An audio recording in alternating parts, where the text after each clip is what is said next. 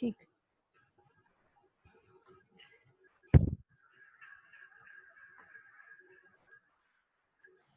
ठीक है, मुझे बताएं आपको नजर आ रही है स्क्रीन? Yes ma'am. ठीक है। ऐसे करें कि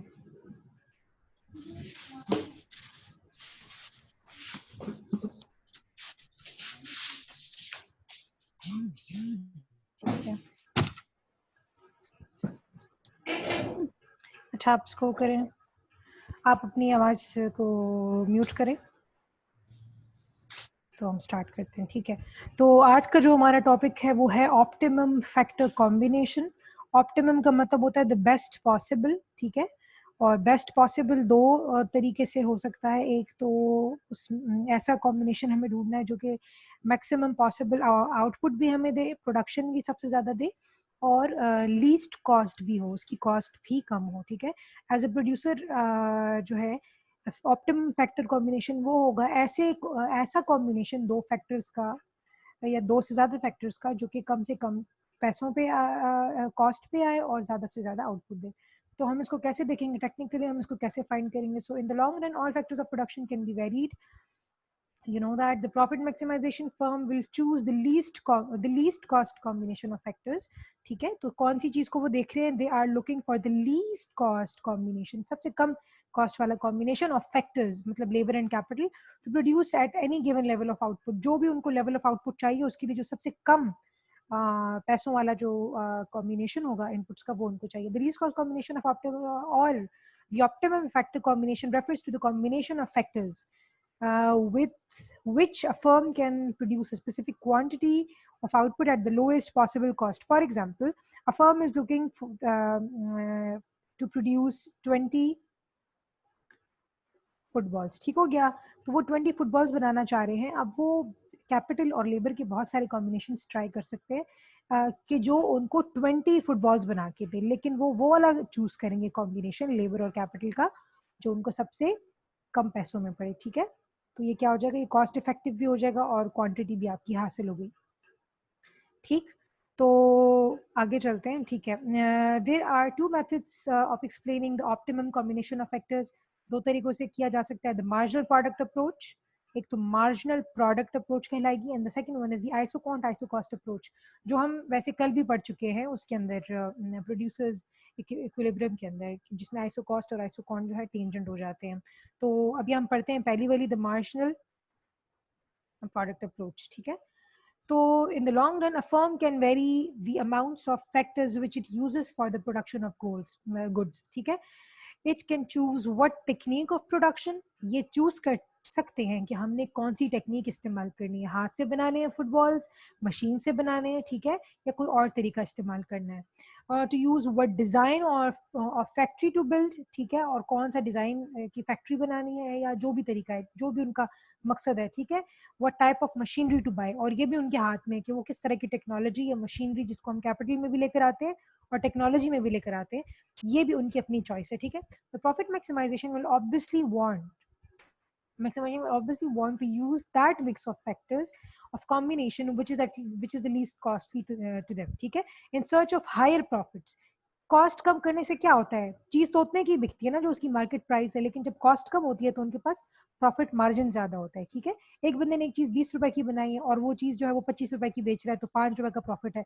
लेकिन एक बंदा है, उसने कॉस्ट इफेक्टिव तरीके से बनाया है, उसने 20 रुपए की बजाय 18 रुपए का बनाया है, लेकिन मार्केट में दोनों की प्राइस सेम है, ठीक है, 25 रुपए, तो उसको 5 रुपए बच रहे थे और इसको 7 रुपए बच रहे हैं। ठीक है, when the last, अच्छा, in search of the higher profits की सर्च में, किधर चला गया मेरा, ये है, अच्छा, कर्सर को चेंज करते हैं।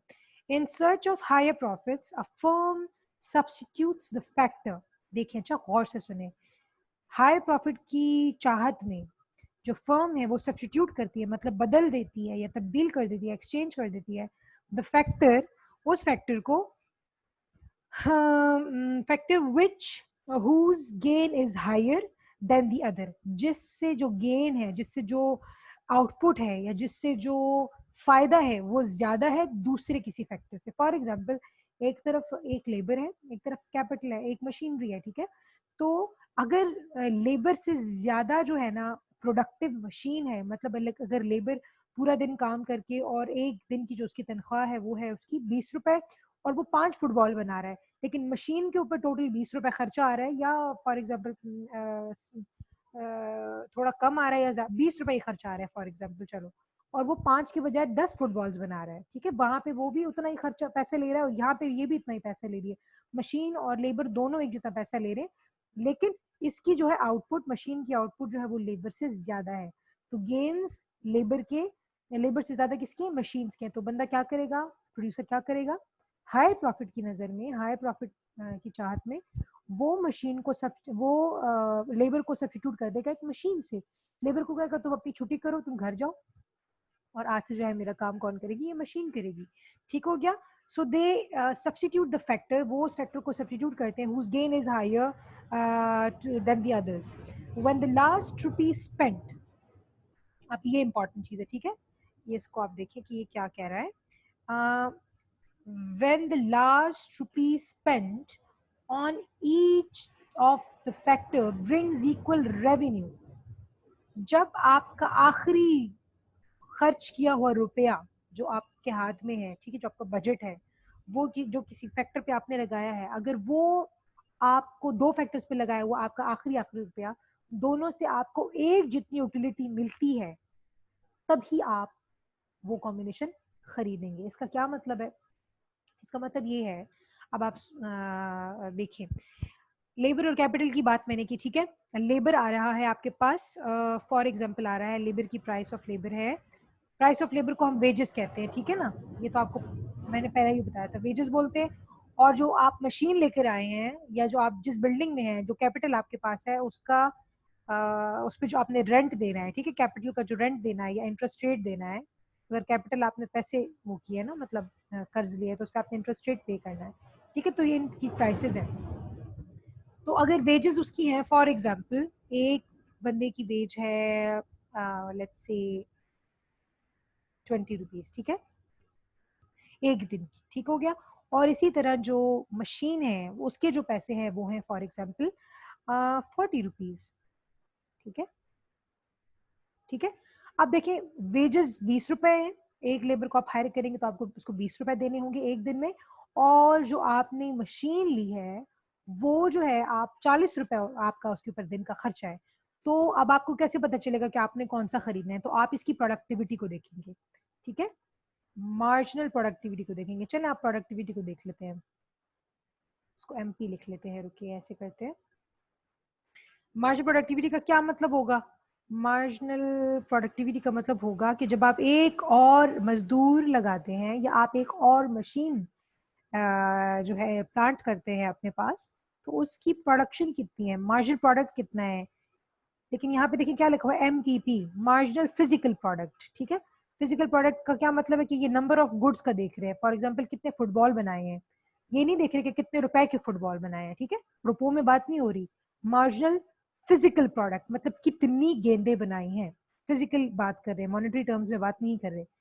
तो एमपीपी, ठीक है, एमपीपी आप देखेंगे कि लेबर का कितना है, और फिर आप देखेंगे कि आपका जो एमपीपी है ये उसका कितना है, कैपिटल का कितना है, ठीक है। तो आपको पता चला कि भाई एक लेबर जो है ना वो 20 रुपए तो लेता है दिन में, लेकिन वो कितनी चीजें बनाता है, वो बनाता है फॉर एग्जाम्पल कितने फुटबॉल्स बनाता है, फॉर एग्जाम्पल वो बनाता है 40 फुटबॉल्स, ठीक है, सही। और जो मशीन है वो दिन में डबल बनाती है, उससे डबल बनाती है, 80 बना रही है, ठीक है, ठीक है। तो आपने एक एक लेबर के ऊपर आपने 20 रुपए खर्चा किया, उसकी वेज है, ठीक है, और वो आपको एक लेबर जो है वो आपको 40 फुटबॉल्स दे रहा है, ठीक है। तो अब आप देखेंगे कि आपने जो इस पे 1 रुपया खर्च किया, 1 रुपया, टोटल तो आपने 20 खर्च किया ना, अगर आप उस पे 1 रुपया खर्च करेंगे तो वो आपको कितने बॉल्स देगा, तो वो आपको पता चलेगा कि ये इसकी क्या है, ये इसकी प्रोडक्शन कॉस्ट बताएगा आपको, ये मालूम करने के लिए जो लाइन मैंने हाईलाइट की, when the last rupee spent, जब आप देखना चाहेंगे कि आपने आखिरी रुपया जो स्पेंड किया है हर फैक्टर के ऊपर, चाहे वो लेबर है चाहे वो कैपिटल है, जब वो दोनों इक्वल हो जाएंगे तब आप वो वाला कॉम्बिनेशन इस्तेमाल करेंगे। ठीक है, टोटल आपके पास रुपए हैं 60। ठीक, टोटल बजट इज 60 रुपीज। तो आप 60 रुपीज में क्या कर रहे थे, आप एक लेबर ले रहे थे और आप एक कैपिटल ले रहे थे। 1 लेबर प्लस 1 कैपिटल। ठीक है, देखिए 20 रुपए का लेबर आ गया और 40 रुपए का जो है आपके पास कैपिटल आ गया। तो अब आप देखना चाह रहे हैं कि इस पे जो मैंने पैसे खर्च किए लेबर पे और जो कैपिटल पे, क्या ये सही है या नहीं, ये जो मैंने 1 रुपया आखिरी हर एक पे जो खर्च किया क्या वो गलत तो नहीं कर दिया या वो इनएफिशिएंट तो नहीं है। तो आप इसका तरीका क्या करेंगे कि आप marginal physical product MPP of, अच्छा ये देखें लिखा हुआ है, ये लिखा हुआ है मार्जिनल फिजिकल प्रोडक्ट ऑफ ए। हम ए को सोच लेते हैं कि ये लेबर की बात करें। ठीक है, एंड प्राइस ऑफ ए मतलब लेबर की जो प्राइस वो क्या होती है, वेजेस होती है, डब्ल्यू जो है। ठीक है, और फिर आप देख लें कि जो MPPB जो लिखा हुआ है, ये आप सोच लें कि ये है कैपिटल की physical product, marginal physical product, और ये है कैपिटल की प्राइस। जो कैपिटल की प्राइस हमारे पास क्या है, 40 रुपए। ठीक है, तो पहले हम लोग लेबर का लिख लेते हैं। लेबर का हमारे पास क्या है, 40 डिवाइड बाई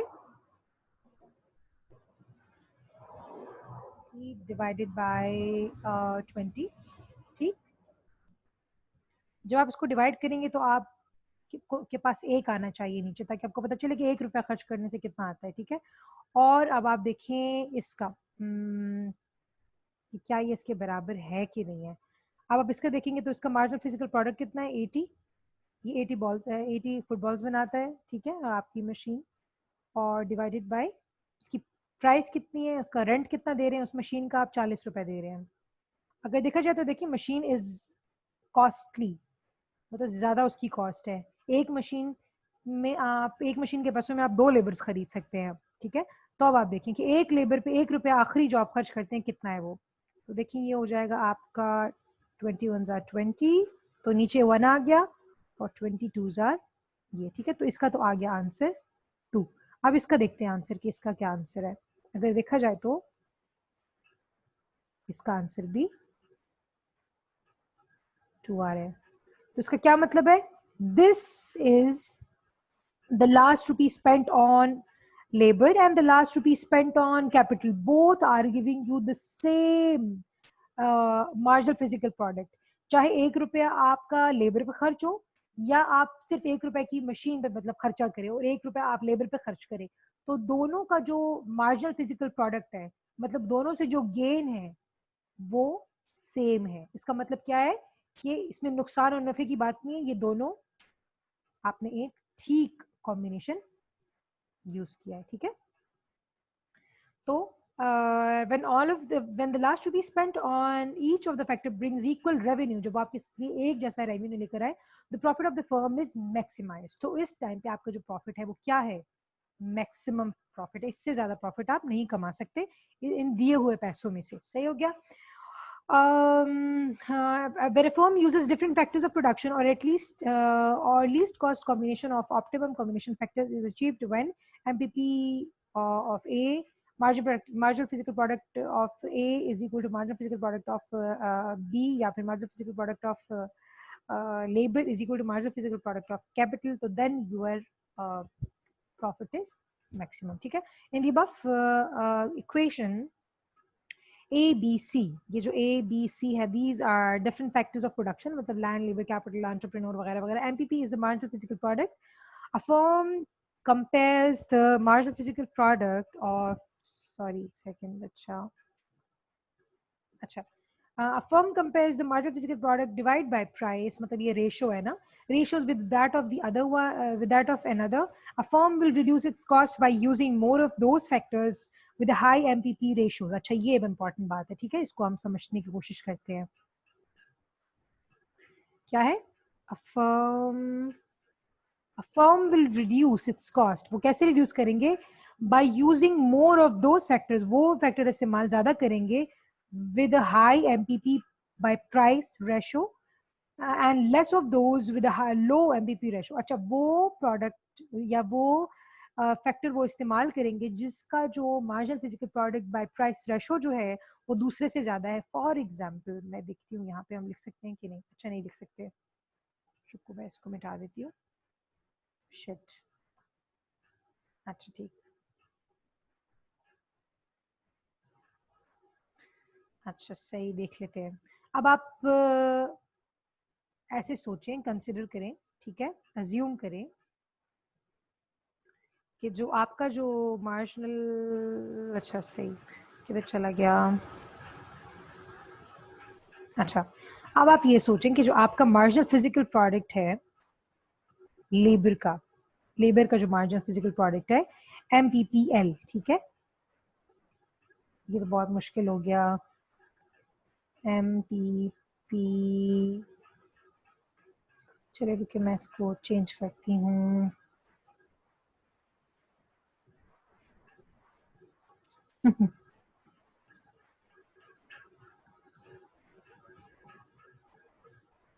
शेट बहुत बड़ी है।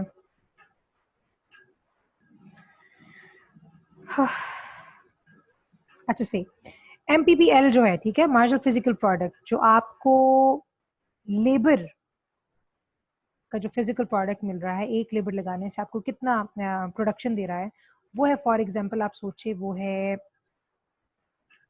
50, ठीक है, ठीक है, लेकिन इसका जो प्राइस है, प्राइस ऑफ लेबर जो है जिसको वेजेस बोलते हैं, वो है फॉर एग्जांपल, क्या है फॉर एग्जांपल, वो है 5, ठीक। और अब देखें मार्जिनल फिजिकल प्रोडक्ट जो है MPP ऑफ कैपिटल जो है K, एक मशीन जो है आपको पूरे दिन में फॉर एग्जांपल बना के दे रही है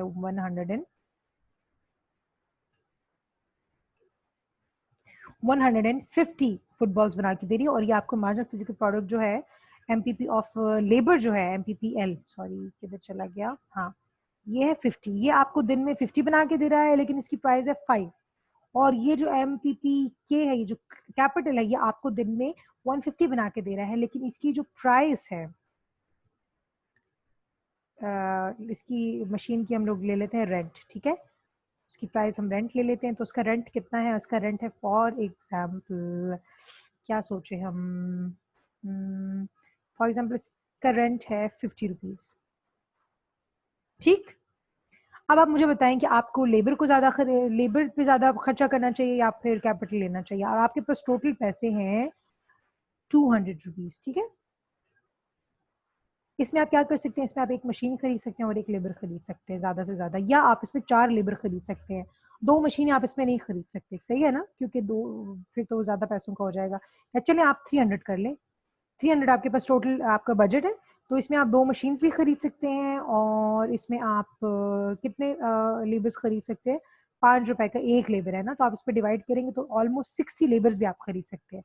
तो आप देखेंगे कि मुझे लेबर लेने चाहिए या मुझे मशीन्स लेनी चाहिए या मुझे इन दोनों को कोई कॉम्बिनेशन लेना चाहिए, तो आप क्या करेंगे, आप दोनों का रेशियोज को कंपेयर करेंगे। अच्छा किधर चला गया, तो आप इसका रेशो कहाँ पे कंपेयर करेंगे, हम यहाँ कर लेते हैं, मैं इसको बड़ा कर दूं,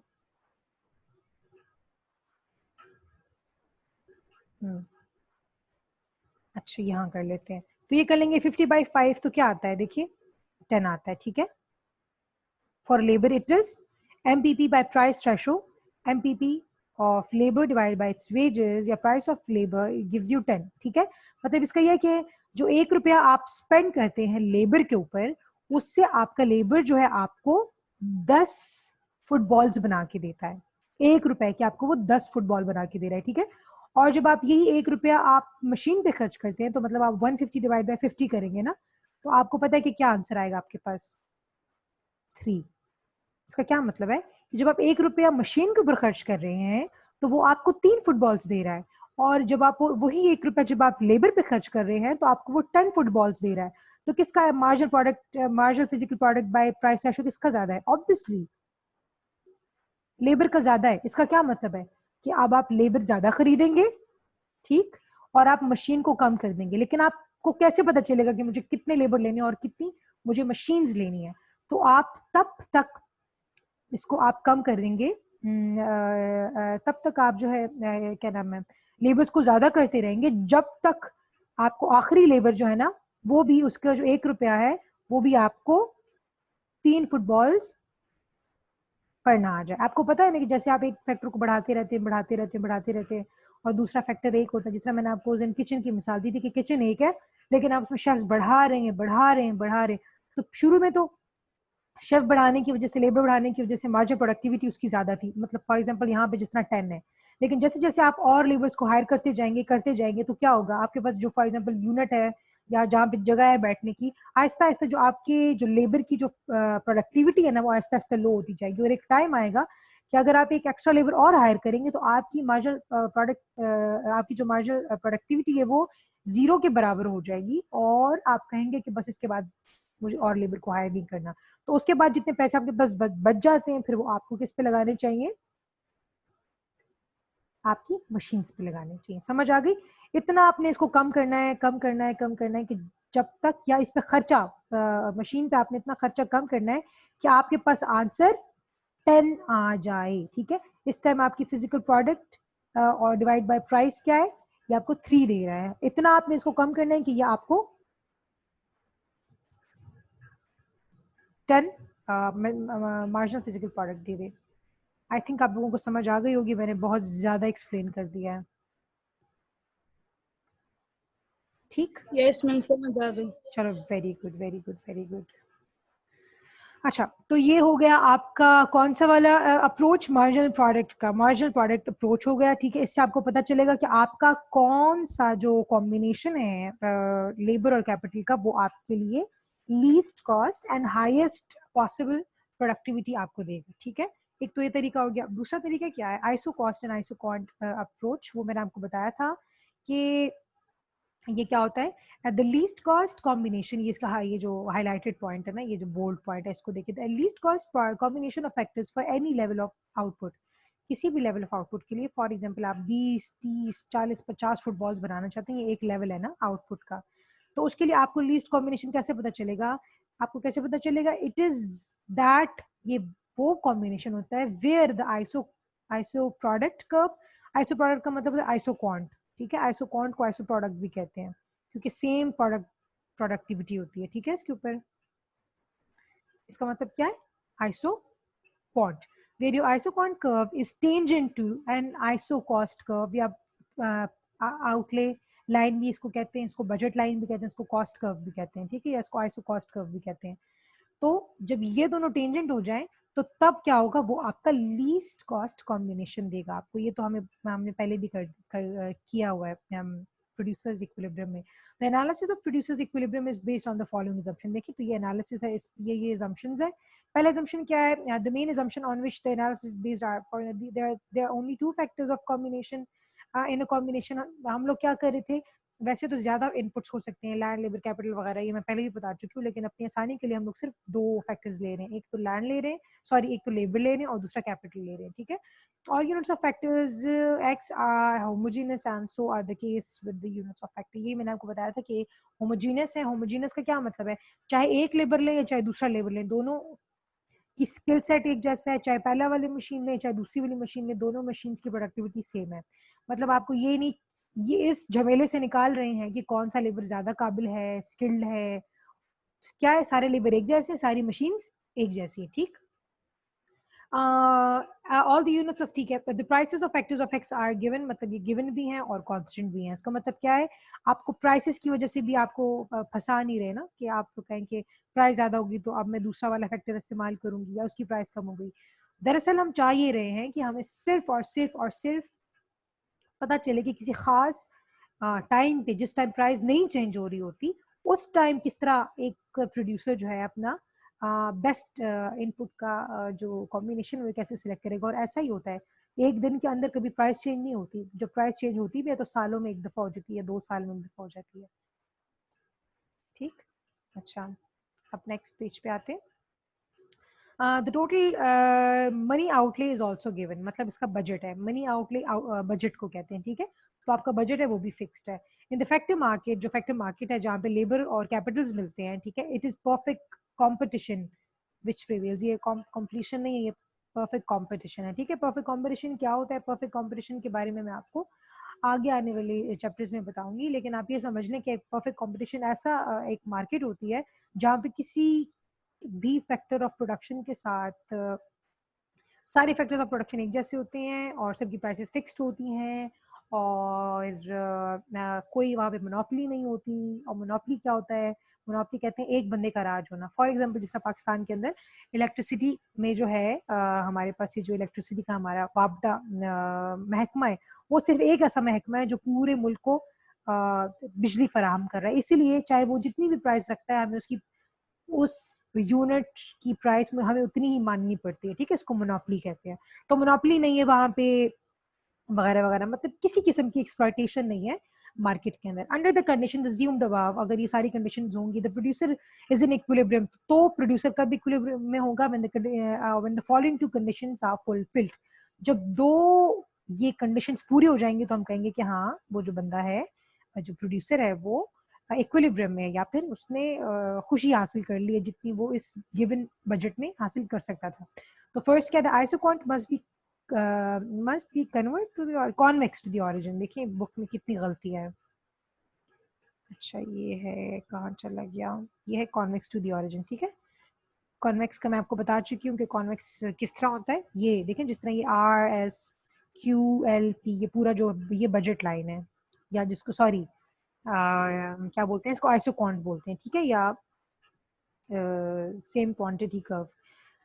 फिर क्या है, द स्लोप ऑफ आइसोकॉन्ट, जो आइसोकॉन्ट का स्लोप है, ये आइसोकॉन्ट है और जो इसका स्लोप है मैं आपको बता चुकी हूँ, delta Y divide by delta X इसका स्लोप होता है, that must be equal to the slope of isocost line. अच्छा अब मैं आपको बताती हूँ कि स्लोप ऑफ आइसोकॉस्ट क्या होता है। स्लोप ऑफ आइसोकॉस्ट में हम क्या देखते हैं कि हमारा बजट कितना है, और हमारे इस बजट में रहते हुए हम कौन कौन सी डिफरेंट कॉम्बिनेशंस ऑफ इनपुट जो है वो ले सकते हैं एक खास गिवन अमाउंट के अंदर। तो देखिए 3-4 किस्म के हमारे पास ABCE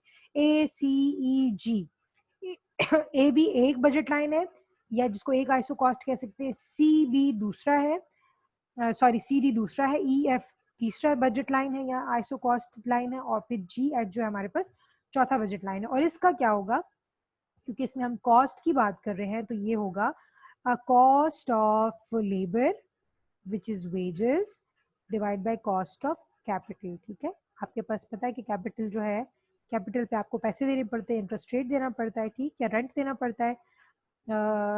अगर आप किसी से कर्ज लेते हैं कैपिटल, ठीक है, पैसे, तो फिर आपको उसको इंटरेस्ट देना पड़ता है। और अगर आप कोई मशीन खरीद के लेकर आते हैं, खरीद के नहीं लेकर आते हैं अपने लिए काम करने के लिए, तो फिर आपको उसके ऊपर रेंट देना पड़ता है, ठीक है। और जो लेबर है आपको उसको वेजेस देनी पड़ती हैं। तो ये आपका है change in W divide by change in ये, या आप देखिए अगर देखा जाए तो ये वेजेस जो है वो प्राइस ऑफ एक्स है, क्योंकि नीचे हम लोगों ने लेबर को लिया था ना। यहाँ पे फैक्टर एक्स हम लोग किसको ले रहे थे, लेबर को ले रहे थे, और फैक्टर वाई हम लोग किसको ले रहे थे, कैपिटल को ले रहे थे, ठीक। तो हम ऐसे कह सकते हैं कि प्राइस ऑफ एक्स ये लिखा हुआ है, price of X divide by price of Y. तो ये दोनों जब इक्वल होंगे तब जो है आपके पास क्या होगा, कहाँ चला गया, तो आपके पास क्या हो जाएगा, आपके पास प्रोड्यूसर्स इक्विलिब्रियम होगा, ठीक। तो ये दोनों किस तरह बराबर होंगे, ये तब बराबर होंगे जब ये दोनों एक ही पॉइंट पे होंगे। और एक पॉइंट पे होने का मतलब ये है कि इन दोनों का इंटरसेक्शन ना हो बल्कि टेंजेंसी हो। एक पॉइंट है, when a curve cuts a line at only one and only one point, that is called tangency, ठीक है। तो अगर आप देखें तो आपका जो ये आपका जो ये आइसो क्वांट कर्व है, जिसको RSQLP कह रहे हैं, और जिसपे क्वांटिटी कितनी प्रोड्यूस हो रही है, 400, ठीक है। कोई आउटपुट है, जो भी चीज बना रहा है, चाहे बिरयानी की प्लेटें बना रहा है, चाहे फुटबॉल बना रहा है, चाहे कुछ भी बना रहा है, पेन बना रहा है, लेकिन 400 पेन बना रहा है, या 400 प्लेट बिरयानी बना रहा है, या 400 फुटबॉल बना रहा है, जो भी चीज है, ठीक है। और ये आपकी बजट लाइन है। तो देखिए आपका ये वाला जो आइसो क्वांट कर्व है, ये बजट जो बजट लाइन है आपकी CD, इसको देखिए Q पे कट कर रहा है, और जो EF है उसको S पे भी कट कर रहा है और L पे भी कट कर रहा है, ठीक है। और अगर आप देखिए तो टच टच करके नहीं वो हुआ, बल्कि यहाँ से ये प्रॉपरली इंटरसेक्ट कर रहा है EF को, ठीक है। और फिर GH को जो है ये R पे भी इंटरसेक्ट कर रहा है, और फॉर एग्जाम्पल यहाँ RSTUV V पे भी कट कर रहा है, ठीक है। तो इसका मतलब क्या है, ये तो बहुत सारे पॉइंट्स हो गए, लेकिन ये भी टेंजेंसी नहीं है, ये भी टेंजेंसी नहीं है, इंटरसेक्शन है, इंटरसेक्शन है। सिर्फ और सिर्फ टेंजेंसी आपके पास कहाँ है, यहाँ पे। इसका क्या मतलब है कि ना सिर्फ ये वाला कॉम्बिनेशन जो है क्यू पे, जिसमें कितने जिसमें एन वाई ओ एन तादाद जो है आपने फैक्टर वाई लिया है, और ओ एम की जो तादाद है उसमें आपने फैक्टर एक्स लिया, मतलब ओ एम आपने लेबर का खरीदा है, और ओ एन जितना जो है आपने कैपिटल खरीदा है, ठीक है, या आपने इनको कंबाइन किया है। तो ये ऐसा फैक्टर है, ऐसा कॉम्बिनेशन है दोनों फैक्टर्स का, जो कि ना सिर्फ लीस्ट कॉस्ट भी है, क्योंकि देखें आपके बजट लाइन के ऊपर मौजूद है, CD के ऊपर मौजूद है, ठीक है। और साथ में क्या है, इसके साथ साथ क्या है, इसके साथ साथ जो है ये आपको 400 जो प्रोडक्शन है वो भी दे रहा है। अगर आप चाहें तो आप S और L भी खरीद सकते हैं, लेकिन अगर आप देखें तो S पे ये है, ये ठीक है इतना, और ये इतना, ये अब आपके इस बजट लाइन से, जो C और D है, इस बजट लाइन से बाहर है। इसका मतलब ये है कि ये इससे ज्यादा कीमत का होगा। इसी तरह उससे अगर आप R को देखें तो वो फिर से C और D के बाद E और F है, फिर GH, मतलब वो तो उससे भी ऊपर है बजट में। तो इस पे ज्यादा खर्चा लगेगा, R पे भी ज्यादा खर्चा लगेगा, S पे भी ज्यादा खर्चा लगेगा, और L और V पे भी, ठीक है। खर्चा तो बहुत होगा, लेकिन प्रोडक्शन सबकी 400 है, क्योंकि सारे के सारे इस एक आइसोकॉन्ट के ऊपर है, और इस आइसोकॉन्ट पे सिर्फ 400 ही प्रोडक्शन हो सकती है। तो फिर समझदारी का काम ये है कि आप क्यू को खरीद लें, ठीक है। जब आप क्यू खरीद लेंगे, जिसमें आप ओ एन और ओ एम फैक्टर्स खरीद रहे हैं, कॉम्बिनेशन खरीद रहे हैं, तो यहाँ पे क्या हो रहा है, यहाँ पे एक तो आपको 400 प्रोडक्ट भी मिल रही है और आपकी प्राइस भी कम है, ठीक।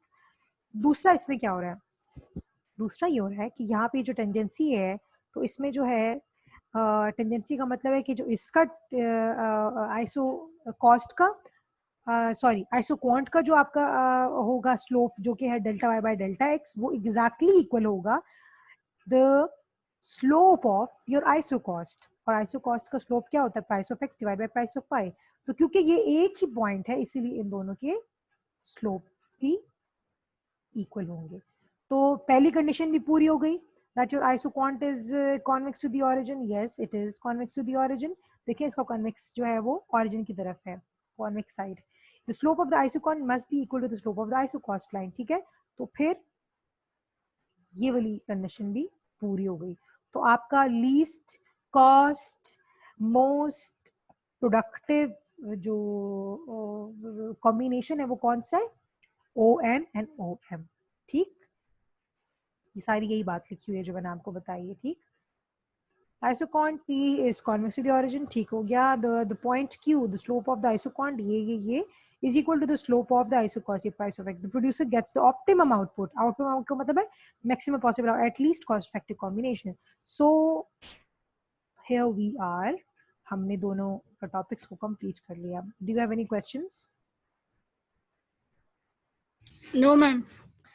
चलो ठीक है, इसके बाद हम इंशाल्लाह देखते हैं कि उसमें क्या है, ठीक। चलें, अल्लाह मैम हाफ़िज़। आपने जो मतलब हमें पढ़ाए ना, तो मैम मेरे पास एक दूसरा माइक्रो इकोनॉमिक्स बुक है मैम, अगर उसमें इजी हो तो मैम मतलब अगर मैं इन दोनों मतलब सारे बुक्स को मिलाकर अगर अपने लिए नोट्स बना लूं। हाँ, तो बहुत अच्छी बात है, इससे तो अच्छी कोई बात है ही नहीं। जो आपको समझ आए और जो आपको आसान लगे, लेकिन याद रखिए आसान का मतलब ये नहीं है कि आप उसके अंदर से कोई पॉइंट जो है ना मिक्स वो कर दे, मिस कर दे। पॉइंट्स को मिस नहीं करना, पॉइंट को मिस करेंगी तो क्या यस होगा, आपके मार्क्स कटेंगे। आपने बस ऐसा नोट्स बनाने जिससे आपको सारा कुछ कंप्लीट भी हो जाए, उसमें कोई